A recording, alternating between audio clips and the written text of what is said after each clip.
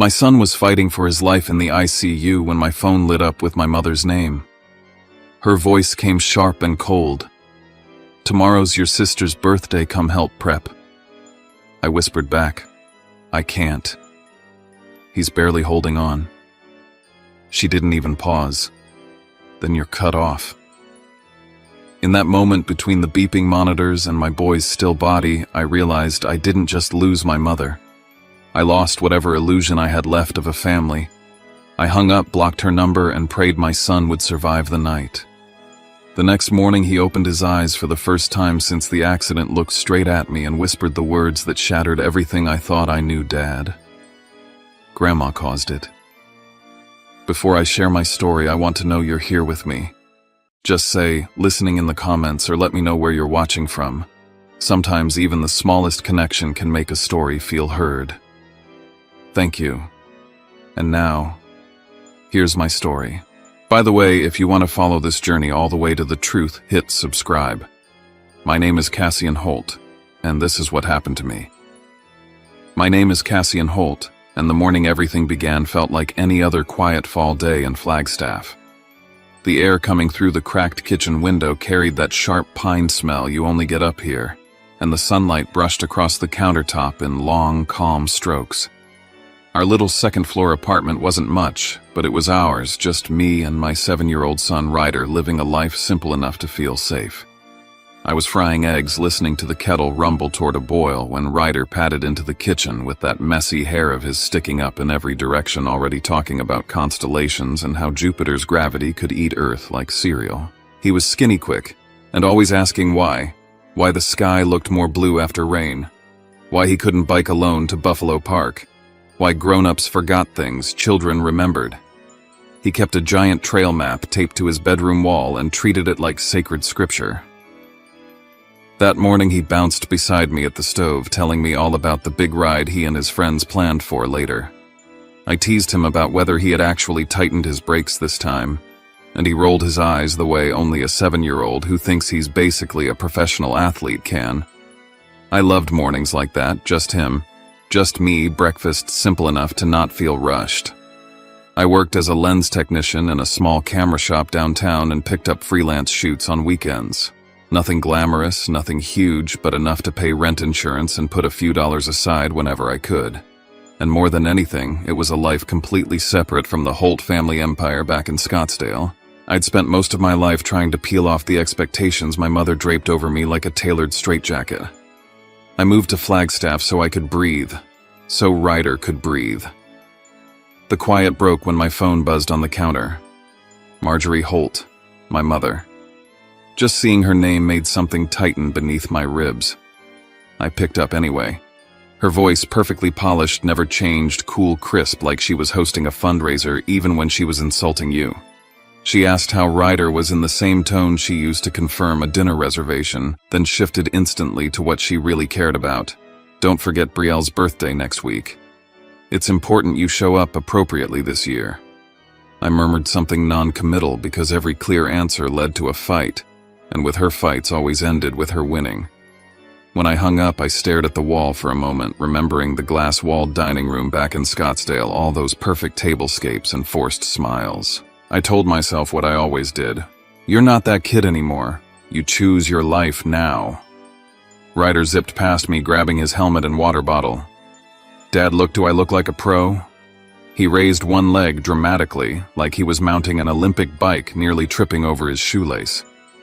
I laughed, crouched down to tie it, and checked his brakes and tires one more time. As he stuffed his phone into his pocket, I noticed a missed call on the screen, an unfamiliar number with a Scottsdale area code.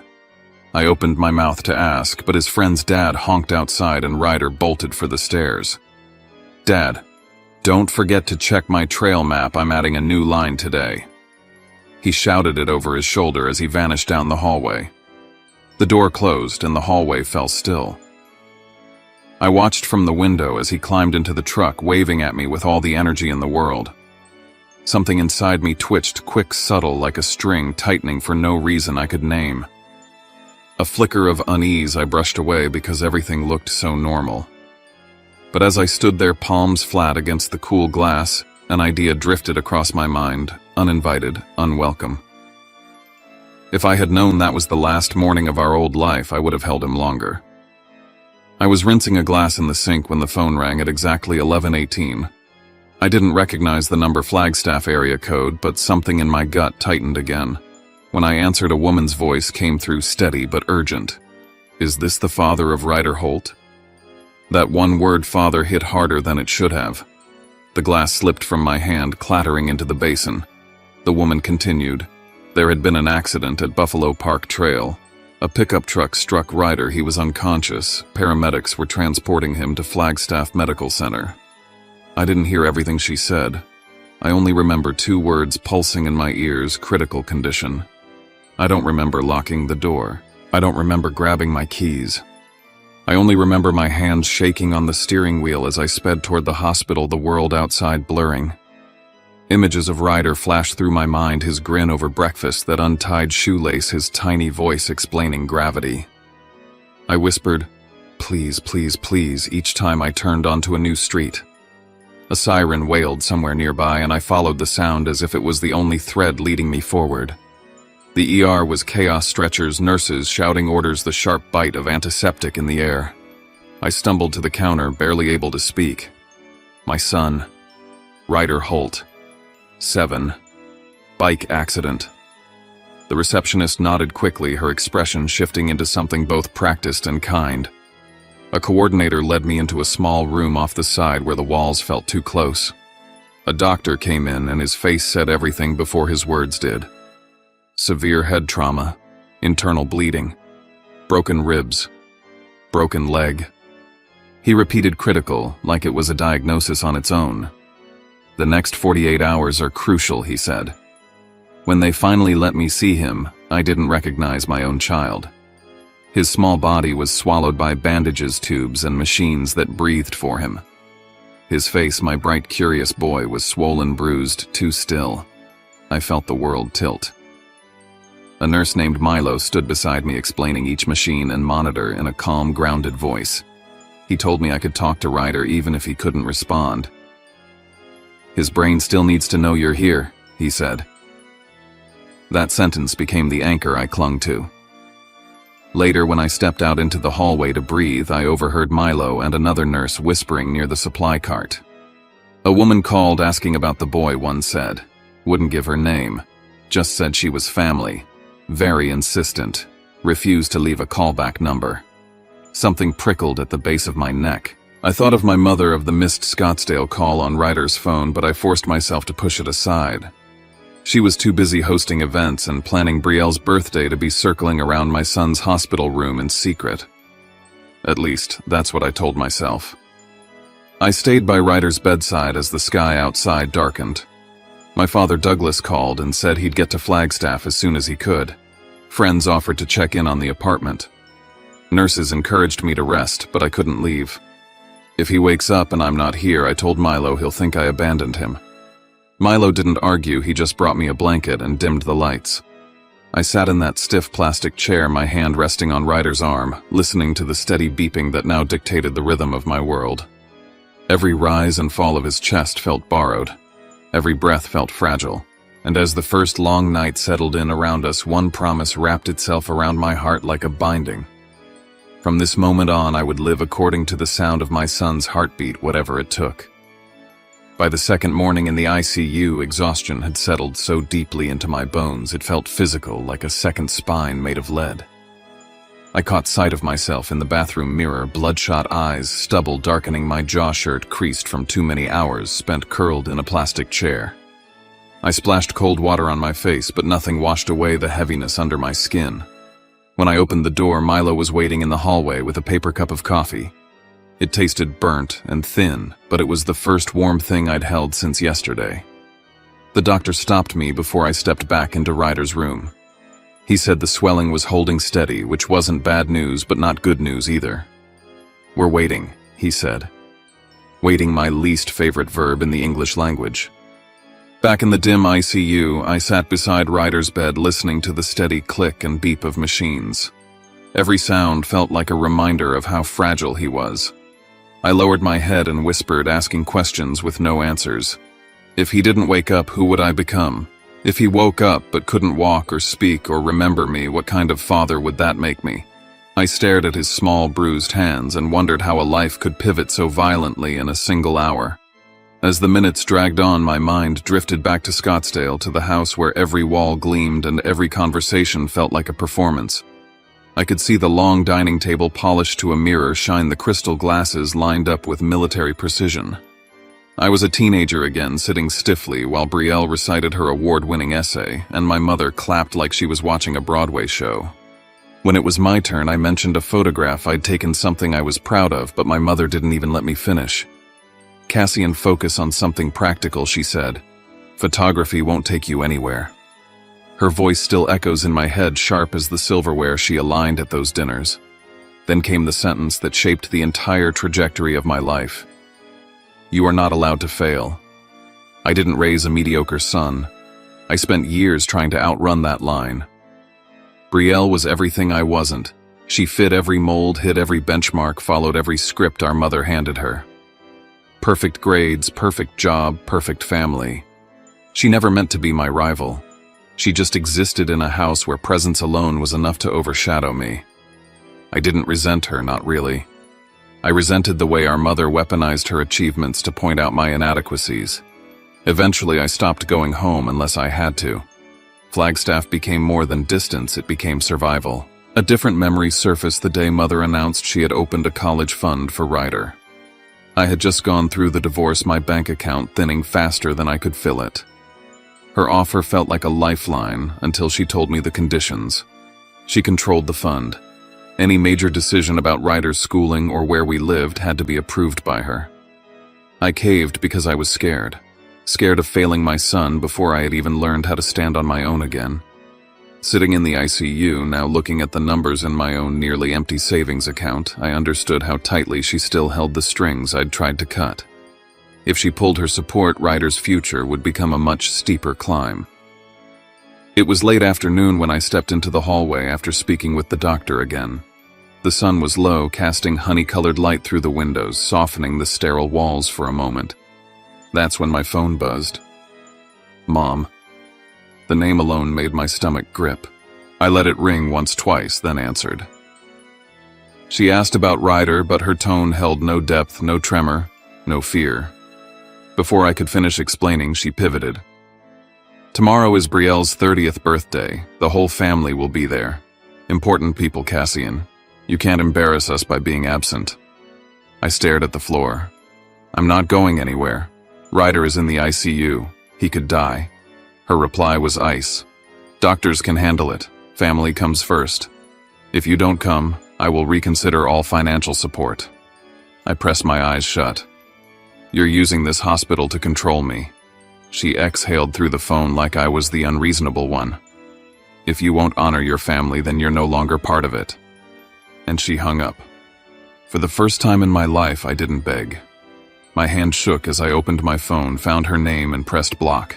My body felt hollow, and yet something inside me steadied for the first time in years, like the moment before a diver breaks through the surface of the water. Almost immediately, an email popped up from the bank.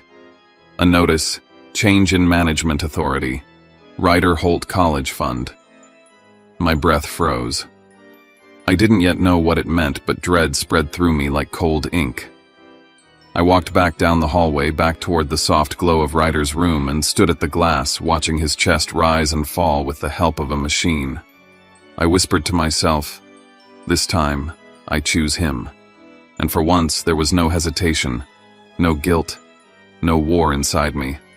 Just a quiet, solid certainty that whatever happened next, I was finally standing on the right side. That night, the third night, I refused to close my eyes. Ryder's room was dim, except for the monitors casting shifting greens and blues across the walls. I sat beside his bed, feeling every muscle in my back protest, but not caring enough to move. Milo came in to check his pupils and murmured, "There's slight improvement. Slight, but enough to hook itself into me like a lifeline." I leaned forward, resting my hand on Ryder's. Sometime after midnight, Ryder's fingers twitched beneath mine. Not a reflex, not a spasm, a deliberate squeeze, faint but undeniable. My breath caught. Milo hurried back when I called his name, and after examining Ryder, he nodded. "He's responding to you." I felt tears gather before I could stop them. For the first time since the accident, hope didn't feel like a betrayal. It felt like oxygen. But then another memory surfaced, one I'd brushed aside when he first mentioned it. 2 weeks ago, Ryder had come home quiet, tugging at the sleeves of his hoodie. When I asked what was wrong, he whispered, "Dad, a woman keeps watching me at school." I dismissed it, thinking it was a teacher, a volunteer, maybe another parent.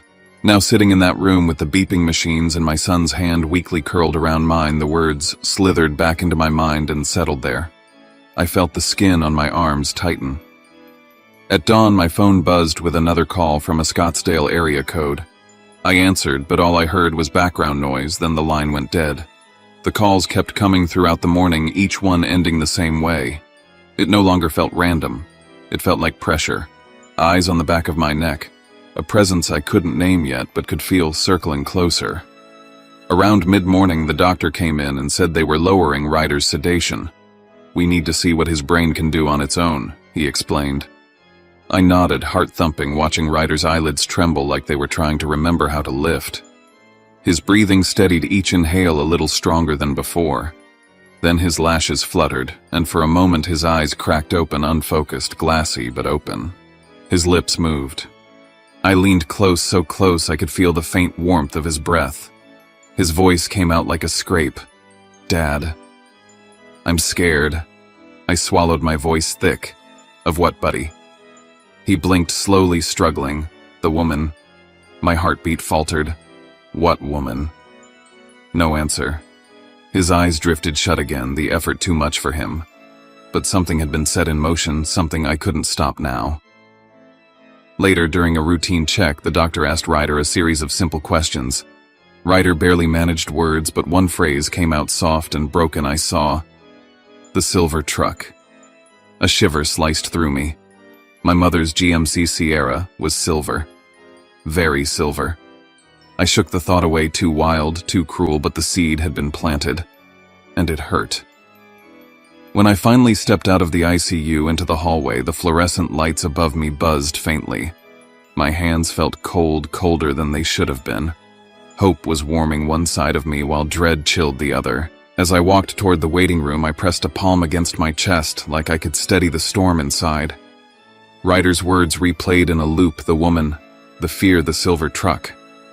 "I don't know what I'm about to uncover," I whispered to myself, "but whatever it is, it's already changing everything." By the time Ryder whispered about the silver truck, something inside me shifted from fear to a sharp, focused kind of resolve. I couldn't sit in that chair another second. I asked Milo to stay with him, promising I'd be gone no more than half an hour, though every step I took away from the ICU felt like stepping off a cliff. I drove straight to the Flagstaff police station, palms sweating on the wheel, replaying Ryder's voice in my head. I walked in and asked to file an incident report tied to a hit and run at Buffalo Park. Officer Lewis met me in the lobby, a calm man with steady eyes, the kind of cop who looked like he'd seen everything twice. When he asked if Ryder had ever mentioned being followed or watched by an adult, I heard myself explaining the strange story Ryder told me about a woman standing near the school fence. Lewis didn't brush it off. He scribbled fast, his jaw tightening the longer I talked. He gestured for me to follow him into the traffic surveillance room, where a large monitor covered an entire wall. He typed in the time window, 10:10 to 10:30 a.m., and pulled up footage from Route 89A, the road leading to Buffalo Park. My heartbeat thudded in my throat as grainy video flickered onto the screen. Cars streamed steadily along the highway. Then at exactly 10:16 a.m., a silver GMC Sierra glided into the turn lane toward the trail. My stomach dropped so hard I had to grab the back of a chair. That was the model my mother drove in Scottsdale. Lewis zoomed in on the rear plate, though the camera's angle didn't give a full read. Still, the first three characters were clear: 9A3. My family's gated community issued plates in the 9A series. I tried to rationalize it. Flagstaff wasn't far, plenty of Arizonans owned silver trucks, but reason didn't stick. A cold pulse began in the center of my chest. Then Lewis asked about the missed Scottsdale calls on my phone. I pulled out the screen showing him the list of repeated numbers that had hung up every time I answered.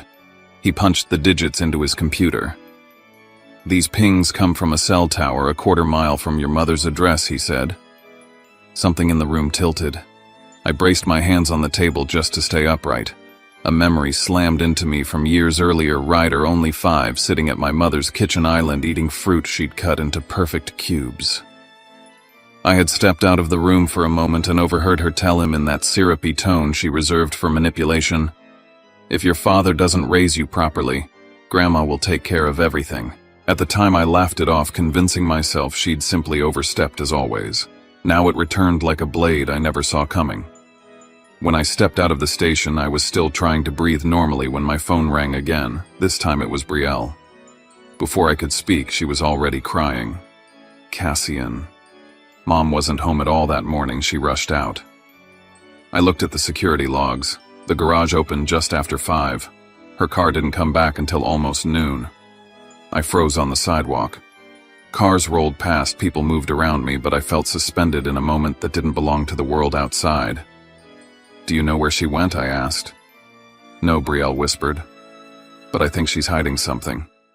I couldn't talk anymore. I ended the call and ran to my car, my breath breaking, my thoughts splintering into jagged pieces. On the drive back to the hospital, I kept saying the same thing under my breath like a broken record. No, no, no. But the truth was already settling into place, heavy and undeniable. When I stepped back into the hospital lobby, the smell of disinfectant, the hum of fluorescent lights, the weight of the ICU 2 floors above, one realization wrapped around my spine like ice. The truth I was chasing might lead straight to the person who brought me into this world. And for the first time, I didn't know if I could handle the answer. I had barely walked through the ICU doors when I saw her. Marjorie Holt stood in the corridor like she owned the place, wearing a tailored dress and pearls, as if she had stepped out of a charity brunch instead of into a hospital where her grandson hovered between life and death. I felt anger rise like heat up my neck, colliding with an old familiar fear. "What are you doing here?" I asked. She gave me a quick once-over, taking in my wrinkled clothes and unshaven face. "You look terrible, Cassian. This is why I told you to take better care of yourself. Ryder is in critical condition," I said through clenched teeth. She waved a manicured hand. "You're dramatizing it. Children fall. They get hurt. You're making this bigger than it is." I had to curl my fingers into fists to keep my voice from cracking. The cold detachment in her tone was worse than anger. It was dismissal, indifference, a worldview where other people were props. Before I could respond, Milo hurried down the hall. "He's waking up more," he said. "You should come now." I moved to follow him, but my mother swept in behind me. The moment Ryder saw her through the doorway, his body jerked like he'd been shocked. His breathing spiked, alarms began to chirp, and he reached for me in panic. Milo immediately blocked her. "Ma'am, you need to step out. You're distressing the patient." She tried to protest, but he shut the door. Inside, Ryder clung to my hand, his eyes wide and glassy tears pooling at the corners. "It's okay," I whispered. "You're safe. I'm here." When his breathing slowed enough for him to speak, he looked at me with a mix of fear and guilt that shredded me. "Dad." I saw her. His voice trembled. "I saw Grandma. In the truck." My knees went weak. "Are you sure?" He nodded, crying harder now. She followed me. I ran. The truck came fast. I tried to move. His voice broke. I didn't make it. I held him close, feeling his ribs shake under my hand. Every part of me wanted to deny it, to reject the words pouring out of him. But the pieces of the last 48 hours started clicking together like a lock turning. When Ryder drifted back into shallow sleep, I stepped into the hallway, my pulse pounding so loudly it drowned out everything else. My mother stood with her arms crossed, her expression arranged neatly like she was waiting for me to apologize for the inconvenience of being summoned. I walked straight up to her. "The cameras caught your truck. The plate matches your series. Where were you that morning?" For the first time, something flickered across her face, fear or guilt or simply irritation at being caught off balance. But then she straightened, sharpening her posture back into its usual sculpted confidence. "Cassian, you're being ridiculous," she said, but her voice lacked its usual steel. "Tell me the truth." She stepped closer, lowering her voice to a near whisper. "Everything I have ever done has been to protect this family, to protect Ryder. He belongs with us, not in whatever life you're struggling to piece together up here. My chest tightened until I thought something might crack. Say it plainly, I said. Did you follow him? She didn't answer, but the silence hung between us like a confession. Through the window, I saw Ryder stirring again, calling for me in a broken voice. Behind me, Milo's expression hardened. You need to keep her away from him, he said quietly. I nodded, though my whole body shook. I turned back to look at my mother, realizing in one shattering moment that the safety of my son and the existence of the family I grew up with could no longer coexist. And standing there in that harsh hospital lighting, I understood something with absolute clarity. Nothing about this was just a family conflict anymore. It was a battle I never wanted, but now had no choice but to finish. Officer Lewis called me down to a small consultation room tucked behind the ICU. The fluorescent lights buzzed overhead, the kind of buzz that made the walls feel closer than they were. He slid a folder toward me and spoke gently, but nothing softened the blow. The surveillance footage from my mother's neighborhood in Scottsdale showed her truck leaving the driveway at 5:42 a.m. No detours, no stops. A straight drive north toward Flagstaff, matching the window of Ryder's accident almost to the minute. I felt something in my chest crack and then go hollow. He opened another file and showed the enhanced image from the camera near Buffalo Park. The entire license plate was visible now. It wasn't a maybe anymore. It wasn't a possibility. It was the exact plate on my mother's GMC Sierra. My breath left my body all at once, like someone had punched the air out of me. I sat frozen, staring at the proof that the person I'd been trying my whole life to please might be the same person who had put my son in the ICU. I walked back toward Ryder's room with legs that didn't feel attached to me. My mother stood outside the door, her posture impossibly straight, her face composed as if she were preparing to speak at a gala instead of facing the consequences of what she'd done. Sit down, I said. We're going to talk. She gave a thin laugh. Cassian, honestly, you're blowing this out of proportion. No one meant for anything bad to happen. Before I could answer, my phone rang. Brielle. I put her on speaker. Her voice came through frantic and shaking. Don't let Mom lie. I found a printed GPS log in her office. She tracked Ryder's route to school, to the park, everywhere. For 3 weeks. The color drained from my mother's face.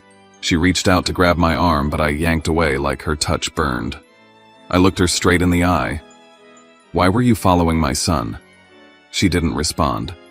I felt something inside me snap, the restraint I'd held my entire life finally breaking. Why? My voice came out louder than I intended. Tell me why you were following a 7-year-old boy. The silence stretched until even the hallway noise seemed to fade. Then she straightened her shoulders and spoke with icy calm, as if delivering a business decision. You are not capable of raising him. I wanted to bring him back to Scottsdale. He needs structure. Discipline, the life you never managed to build. She tilted her chin in a way I'd seen all my childhood. I will not let him become another disappointment. The words hit me harder than any blow. Then my father appeared in the doorway, Douglas quiet gray around the edges, holding a stack of papers with trembling hands. His eyes were glassy, swollen. Marjorie, he whispered, you need to tell the whole truth.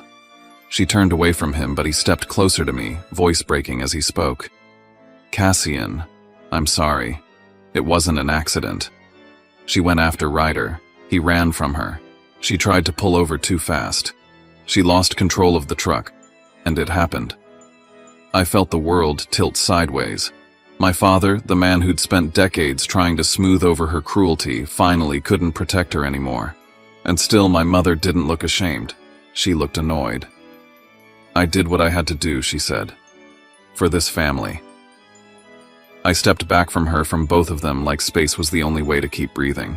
I finally found the words that had been building inside me from the moment I saw Ryder broken and bruised under hospital lights. You almost killed your own grandson, and you still think you're right. I didn't give her time to respond. I walked down the hall, found the nurse's station, and asked for Officer Lewis. When he arrived, I said the words I never imagined saying: I want to file for a formal investigation into my mother, Marjorie Holt. Then I went back into Ryder's room. He stirred as I took his hand, leaning toward me like he always had when something scared him. I whispered a vow only he and the beeping machines could hear. Nobody will ever hurt you again. Not even her. And for the first time in my life, the fear of losing my family didn't stop me. It clarified everything. A full year passed, each season marking a different step in returning to ourselves. I unlocked the door of our new rental, small, sunny, tucked near the edge of Flagstaff's ponderosa pines, and Ryder rushed inside ahead of me, his sneakers squeaking against the wood floors. I'd worked overtime for months repairing lenses, shooting small-town weddings, editing until dawn. It wasn't glamorous, but it was honest, and it was ours, built without the shadow of Holt money hanging over us. Ryder moved through the house with ease now. No casts, no walker, just a boy who had fought his way back one day at a time. He still flinched at loud engines, but therapy was helping him untangle the fear. 3 months at a time, we sat in waiting rooms together, both of us learning how to breathe in this new world where the past didn't disappear, but didn't rule us either. The Scottsdale legal process lasted for months. In the end, my mother's license was revoked for 5 years, and she was placed under supervision with mandatory counseling. The college fund she once used as leverage was transferred fully into my control by court order. Douglas left the Holt estate. He couldn't stay in a house where denial had become a second language. He lived quietly in Phoenix, now reaching out occasionally, his relationship with me, cautious but no longer empty. Brielle and I spoke every few weeks. Without our mother's expectations pressing like a weight onto every conversation, we were beginning to rediscover who we were to each other. One late afternoon, as I adjusted the chain on Ryder's bike in the driveway, he sat beside me, pulling pine needles apart with small, careful fingers. "Dad," he said quietly, "do you know why engines scare me?" I told him I assumed it was because of the accident, because memory sometimes clings to sound. He shook his head. "It's because when Grandma pulled up that day, she didn't just call my name." He swallowed, voice trembling. "She told me you weren't good enough to take care of me." The words punched a hole straight through my chest. All my life I'd thought the damage she did stopped with me. But pain, as I'd learned, was something families sometimes passed down without permission. I put my hand on his shoulder and turned him toward me. "You never believe anyone else about who I am," I said softly. "Only believe what you see, what you know. You and me, we're the ones who get to define our family." For the first time, when a truck rumbled by on the street behind us, Ryder didn't tense. He glanced toward the sound, then looked back at me and nodded. A week later, we walked to an empty patch of dirt near our new home. I steadied the back of Ryder's bike as he climbed on. He pushed off slowly at first, wobbling, concentrating hard. Then he gained speed, pedaling faster, lifting his chin to the wind. "Dad, look," he shouted, turning around just long enough for me to see the light in his eyes, clear, unburdened, free. "I'm doing it." I watched him circle the lot, his laughter echoing across the open space. The boy who once couldn't face the sound of an engine was now racing toward the horizon, small and fierce, and full of the life he almost lost. For the first time since the accident, I let myself breathe deeply. Really breathe. The pine-scented air filled my lungs, crisp and cold, clearing the debris that had lived there for years. I stood still, feeling the breeze move through the tall trees beyond the lot, feeling the steady hum of a life we had built from the ruins. "I lost the family I grew up in," I said quietly, more to myself than to anyone else. "But I gained the one that matters." And for the first time in my entire life, I felt grateful for the choice I made, and certain I had finally chosen right. Sometimes life breaks us open in ways we never expect, and all we can do is choose who we become in the aftermath. For me, it was choosing my son over the family I once feared losing, choosing peace over control, healing over silence. If this journey touched something in you, I'd love to hear your thoughts. Maybe you're listening on a quiet night, or maybe the weather outside mirrors the heaviness or hope in your own heart. Wherever you are, drop a comment below and let me know you're here with me. And if you want to follow more real stories like this, stories about resilience, love, and fighting for what truly matters, please consider subscribing. Your presence means more than you know.